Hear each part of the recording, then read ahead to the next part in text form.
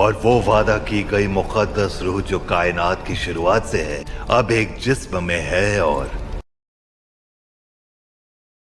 کی خبر چاروں طرف ہے اور اس بچے کی تلاش جاری رہے، تخت پر بیٹھ کر ہم پر حکومت کرے گا، یہی پروردگار کی مرضی ہے۔ وہ آ گیا۔ محمد، یہ کیسا نام ہوا بھلا؟ اس نام کا مطلب ہے تعریف کے قابل محمد۔ لیکن صرف محبت اور دوستی ہی برقرار رہے گی، ٹھیک تمہارے ہاتھوں کی خوشبو کی طرح جو ہمارے مدینے سے نکلنے کے بعد بھی یہاں تک آ رہی ہے۔ کیا آپ نے ان کے کندھوں کے بیچ کوئی نشان دیکھا ہے؟ جانتے ہیں کیا ہے وہ؟ نشانی ہے پیغمبر ہونے کی۔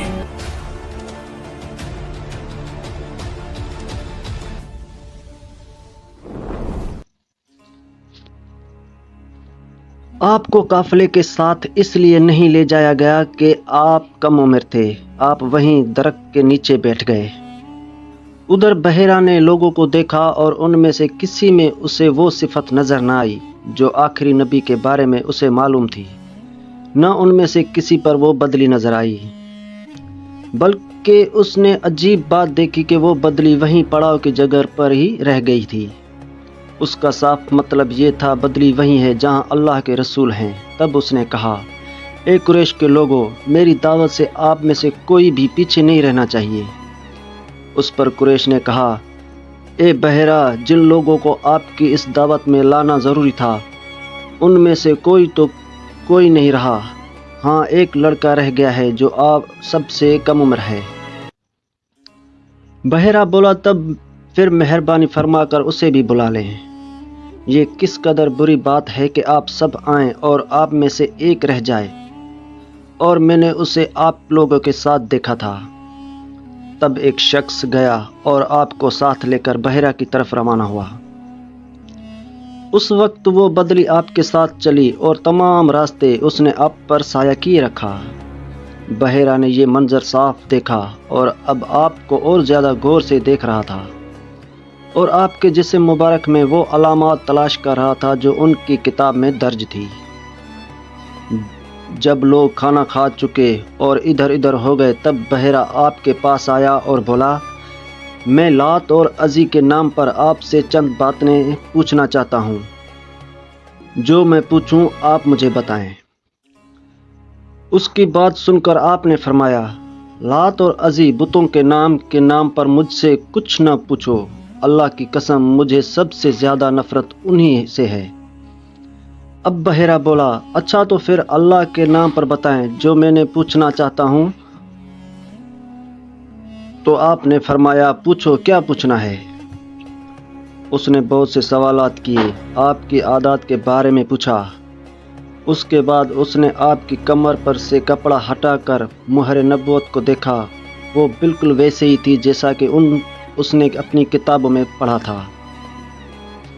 اس نے فوراً مہر نبوت کی جگہ کو بوسہ دیا۔ قریش کے لوگ یہ سب دیکھ رہے تھے اور حیران ہو رہے تھے، آخر لوگ کہے بغیر نہ رہ سکے، یہ راہب محمد صلی اللہ علیہ وسلم میں بہت دلچسپی لے رہا ہے، شاید اس کے نزدیک ان کا مرتبہ بہت بلند ہے۔ ادھر نبی کریم صلی اللہ علیہ وسلم سے بات چیت کرنے کے بعد بحیرہ ابو طالب کی طرف آیا اور بولا، یہ لڑکا تمہارا کیا لگتا ہے؟ ابو طالب نے کہا، میرا بیٹا ہے۔ اس پر بحیرہ نے کہا، نہیں، یہ تمہارا بیٹا نہیں ہو سکتا، یہ نہیں ہو سکتا کہ اس کا باپ زندہ ہو۔ ابو طالب کو یہ سن کر حیرت ہوئی، پھر انہوں نے کہا، دراصل یہ میرے بھائی کا بیٹا ہے، ان کا باپ کہاں ہے؟ وہ فوت ہو چکا ہے، اس کا انتقال اس وقت ہو گیا تھا جب یہ ابھی پیدا ہی نہیں ہوئے تھے۔ یہ سن کر بحیرہ بول اٹھا، ہاں یہ بات صحیح ہے، اور ان کی والدہ کا کیا ہوا؟ ان کا بھی ابھی تھوڑے عرصے ہی پہلے انتقال ہوا ہے۔ یہ سنتے ہی بحیرہ نے کہا، بالکل ٹھیک کہا، اب تم یوں کرو کہ اپنے بھتیجوں کو واپس وطن لے جاؤ، یہودیوں سے ان کی پوری حفاظت کرو، اگر انہوں نے انہیں دیکھ لیا اور ان میں وہ نشانیاں دیکھ لی جو میں نے دیکھی ہیں تو وہ انہیں قتل کرنے کی کوشش کریں گے۔ تمہارا یہ بھتیجا نبی ہے، اس کی بہت شان ہے، ان کی شان کے بارے میں ہم اپنی کتابوں میں بھی لکھا ہوا پاتے ہیں، اور ہم نے اپنے باپ داداؤں سے بھی بہت کچھ سن رکھا ہے۔ میں نے یہ نصیحت کر کے اپنا فرض پورا کر دیا ہے، اور انہیں واپس لے جانا اب تمہاری ذمہ داری ہے۔ ابو طالب بحیرہ کی باتیں سن کر خوف زدہ ہو گئے، آپ کو لے کر مکہ واپس آ گئے۔ اس واقعے کے وقت آپ کی عمر 9 سال تھی۔ اس عمر کے لڑکے عام طور پر کھیل کود میں ضرور حصہ لیتے ہیں۔